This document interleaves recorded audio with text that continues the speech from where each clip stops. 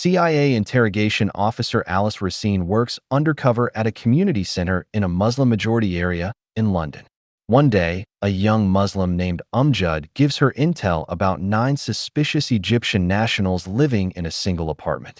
Alice passes on the information to MI5 intelligence chief Emily Knowles, whom she meets in the park that night, and Emily reveals that the apartment was raided but the Egyptian nationals cleared out before they arrived.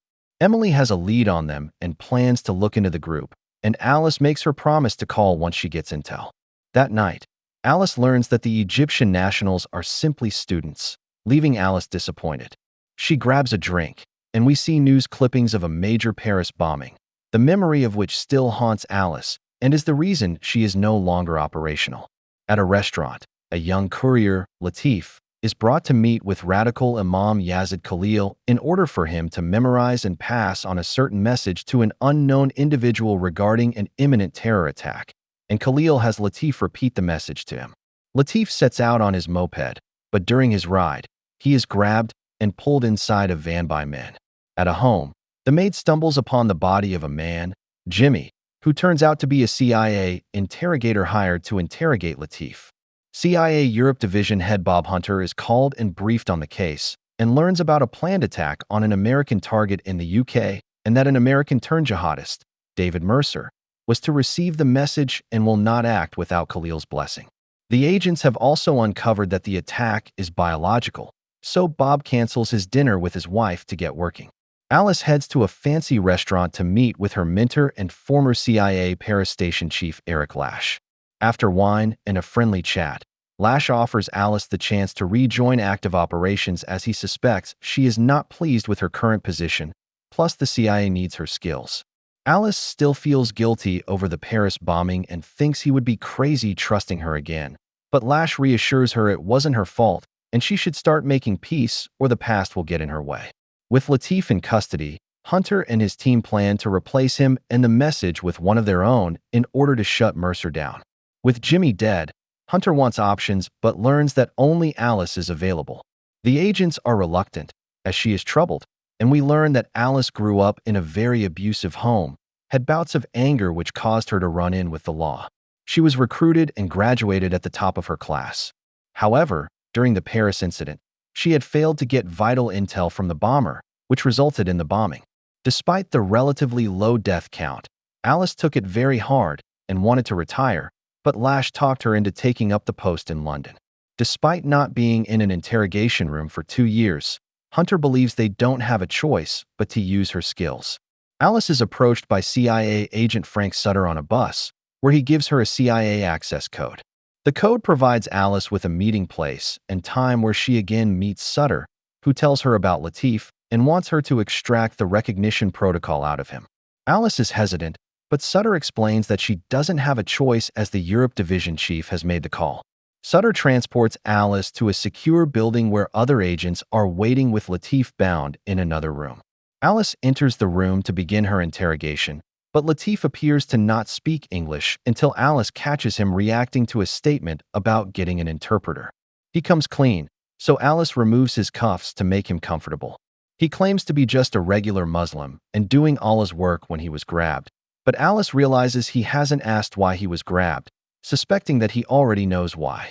She then shows him photos of a bombing and leaves him to think. The agents think she is wasting time by leaving him alone, but this is all part of Alice's tactic.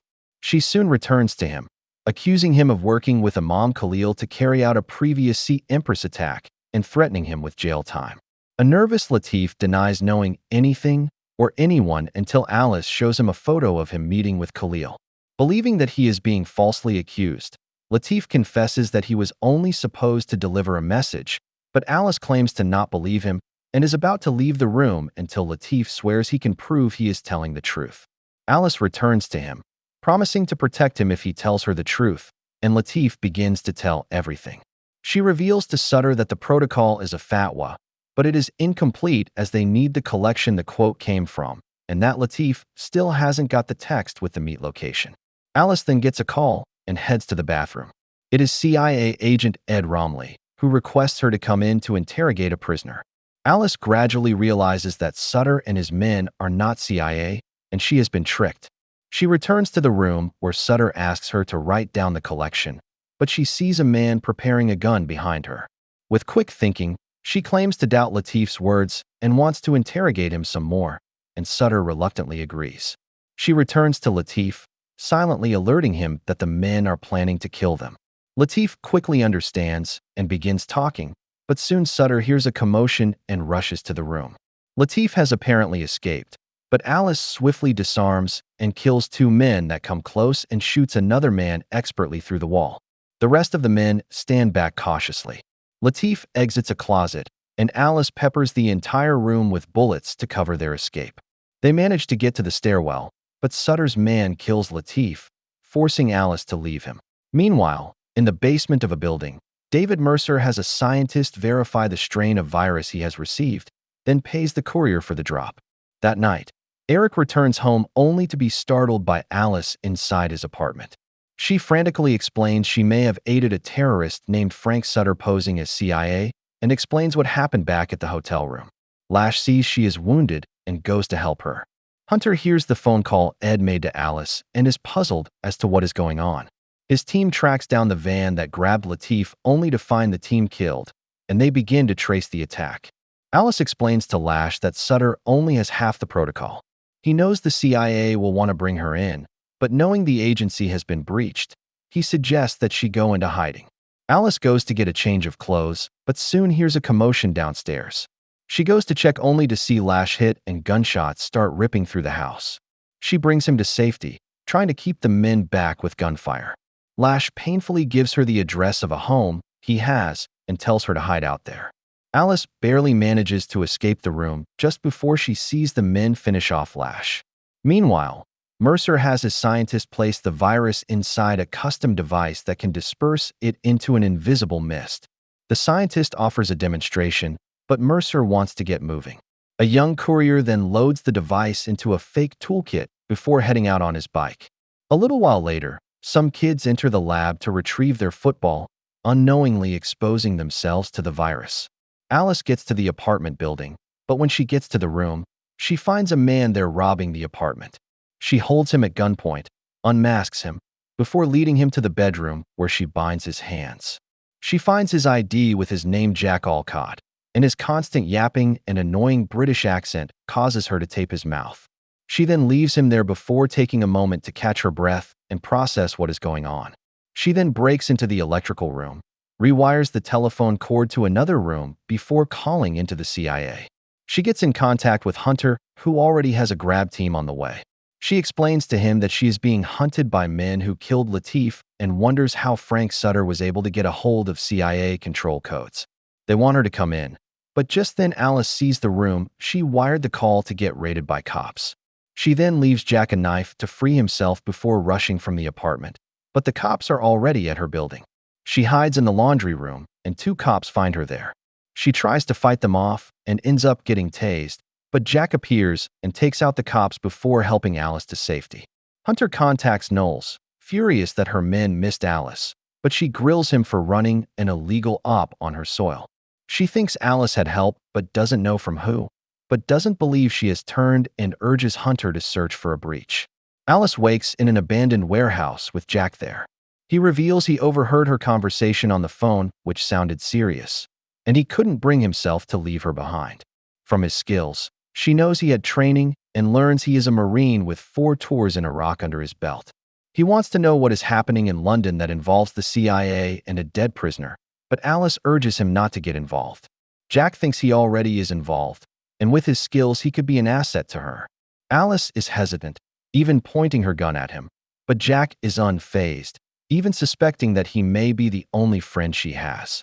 Ed gets reports from the van hit and is awaiting further analysis to clear Alice as the shooter, but Hunter refuses to clear her until she stops running and is debriefed. Jack accompanies Alice to Umjud's apartment where she meets his wife and daughter. After talking with Umjud, Alice gets the restaurant location where Imam Khalil frequents for lunch. They ask Umjud to drive them, so he says goodbye to his family before transporting the two in his cab, where he and Jack start chatting about football. Alice finally reaches out to Emily. She doesn't have time to explain, but needs Emily's help in tracking down Latif's cell phone.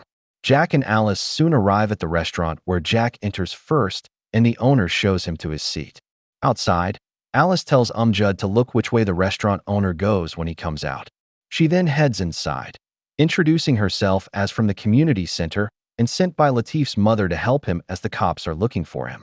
The owner excuses himself and Alice alerts Emily. Outside, the owner makes a phone call about Alice, and Emily tracks the call to a car park. Inside the restaurant, Alice and Jack bide their time before she gives the signal and he makes his move. He swiftly restrains both men guarding a back door before Alice calls out to Imam Khalil, who shows himself. Outside, Umjud follows the restaurant owner to an apartment building. Alice sits with Imam Khalil explaining that Latif is dead and men are trying to hijack his message protocol to replace his message with their own. She wants to know his message, but Khalil reveals that he was ordering Mercer to stand down. She thinks it's unlike him to show restraint, but Khalil explains that in his younger years he was consumed with rage towards the West, but now he is tired of the different groups destroying his religion and uses his influence to stop attacks. Alice cannot rely on his influence and demands to know the target and the meet location, but Khalil refuses to go against his rules. Meanwhile, Emily gets to the car park where they find Latif's motorcycle and cell phone. Alice and Jack leave the restaurant, and she calls Umjud to get his location.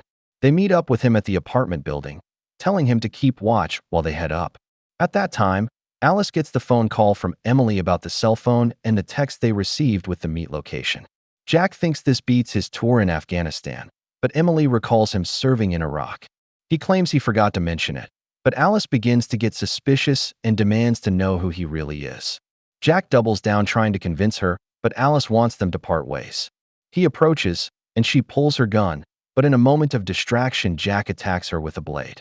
She manages to disarm him, but he eventually overpowers and restrains her before sending Sutter the meet location. He drags her into the elevator at gunpoint, threatening to kill her if she doesn't give him the recognition protocol for the meet, but Alice refuses. At that moment, a man with 2 muzzled dogs enters the elevator. Alice discreetly pulls one of the muzzles before attacking the man, causing the dogs to go nuts. Jack ends up shooting one of the dogs after it attacked him. He drags Alice to her knees demanding the protocol, but Alice spits in his face. As he prepares to shoot her, Umjud attacks him and gets knocked down, but the dog owner shoots Jack before letting his dog rip him to shreds. A while later, Emily is called to the area where the boys were exposed to the virus and sees the deadly effects firsthand. She meets up with Alice at the meet location where other agents are readying Umjud to act as the courier. Alice is worried about his safety, feeling guilty for getting him involved in this mess, but Emily tells her he will be safe and Mercer won't figure him out. Umjud himself is excited to be involved, but Alice tells him to focus and has him repeat the message to her. Meanwhile, an MI5 sniper is listening in on their conversation. Soon after, everyone takes up their positions and Umjud walks to the docks to await Mercer. Emily calls Alice aside. She reveals she got a look at an MI6 file about the Paris bombing and reveals there was a delay of 90 minutes between the time Alice broke the prisoner and the French police were alerted, meaning someone inside the CIA wanted the bombing to happen. Alice is taken aback hearing this, but also learns that among the dead was a CIA whistleblower. Alice is shocked and relieved as she had always carried the weight of the loss, only to hear it was never her fault to begin with. Hunter's team are able to trace a bullet found at the van shooting to a very unique rifle that only the British Armed Forces have access to and plan to dig deeper. Alice is observing Umjud from the MI5 van when she sees wires running underneath the docks. She gets worried for Umjud and rushes to the docks to check things out herself. Meanwhile, the CIA learned from British Armed Forces that a John Wilson checked out a rifle on the day of the shooting, the same sniper from earlier. At that moment, Wilson disconnects his live feed before gunning down the other 2 snipers. Alice sees the feeds go out one by one and begins calling for a report, but Wilson tells her all is clear before approaching her van. Alice checks the wires but finds nothing out of place. But at that moment a boat approaches the docks, so she hides underneath as a man assumed to be Mercer approaches Umjud. Emily gets the call from the CIA about Wilson. The man talking to Umjud turns out to be Sutter's shooter, and after receiving the message from Umjud, he suddenly shoots him in the throat. Emily tries calling off the mission, but she is ambushed by Wilson who kills everyone inside the van. Alice overhears Sutter's man give an address on the phone, and when the coast is clear, she tries helping a dying Umjud, but Wilson finishes him off. He tries shooting Alice, but Emily opens fire on him, forcing him to escape. Sutter's man, now pretending to be the courier, meets with David Mercer, giving him the green light to carry out his act of terror. Meanwhile, we see Mercer's young courier arrive at a building where he plants the devices inside the ventilation systems. As he leaves, we see that this building is actually a stadium, which is slowly being filled for a football match. We see Sutter arrive at a closed restaurant where he meets with Lash, who is the mastermind behind this entire plot. He plays a phone call between Mercer and the courier, who is getting cold feet as there are many children around. Mercer tells him to be strong and start the timers, but the young man cannot bring himself to. Lash already has a solution underway, and an assassin soon brutally kills the man. As Lash and Sutter continue to make plans, Alice suddenly turns up and uses her gun to kill Sutter, cracking his windpipe. She confronts Lash for playing her, letting off a shot next to him before dragging him to his feet. She demands to know the target, but he refuses to say. He reveals that after realizing Khalil had gone soft, he formulated the plan to manipulate Mercer until she interrupted. He then faked his death to keep Alice digging and had Jack get close to her. Alice also reveals she knows about Paris, but Hunter thinks it was necessary to eliminate a traitor. As Alice talks, she removes the magazine from her pistol and puts the gun to him, demanding the target. Lash realizes the gun is empty and pushes Alice away before escaping in his car, but all this is Alice's plan, and she follows him in a car. At the stadium, the football match is getting underway. Lash arrives at an abandoned building next to the stadium where he meets with his assassin, who hands him the trigger for the device. Satisfied, he plans to pay his assassin. The man leaves, unaware Alice has snuck past him. Just as Lash starts the 5-minute timer on the devices, Alice appears behind him, holding him at gunpoint. He figures out that she played him, but refuses to tell her how to stop the detonation. Alice fires off a shot next to him, which his assassin hears. Lash then reveals his true intentions. He wants the biological attack to occur so that the visiting Americans will transport the virus back home and force the U.S. government to take the threat of biological warfare seriously. All this will give the government more control over the citizens and access to medical records of millions. As he talks, Alice spots the assassin and lets off shots. She manages to hit him, but the man tosses a grenade which explodes, leaving Alice hanging over the edge of a steep drop. Lash comes over her to gloat, showing her just a few seconds left on the timer, but Alice grabs him, takes hold of the timer, before pulling him over to his death. She manages to stop the timer with just a few seconds left. In the aftermath, Alice speaks to Hunter, who is pleased with her work. He doesn't plan to apologize for treating her like a suspect, but doesn't plan to bring her in and tells her to stop Mercer. In Prague, we see Mercer on board a tram, heading to meet a driver who has just arrived at the meet location. Mercer exits the tram and is heading to his contact when someone bumps into him, slicing his femoral artery. As he falls dead on the stairs and his contact takes off, we see the assassin is Alice, who disappears into the crowd. She is then picked up by Hunter, who hands her a bunch of passports and welcomes her back to the CIA. Thanks for watching. Remember to like, share, and subscribe for more movie recaps like this. See you later.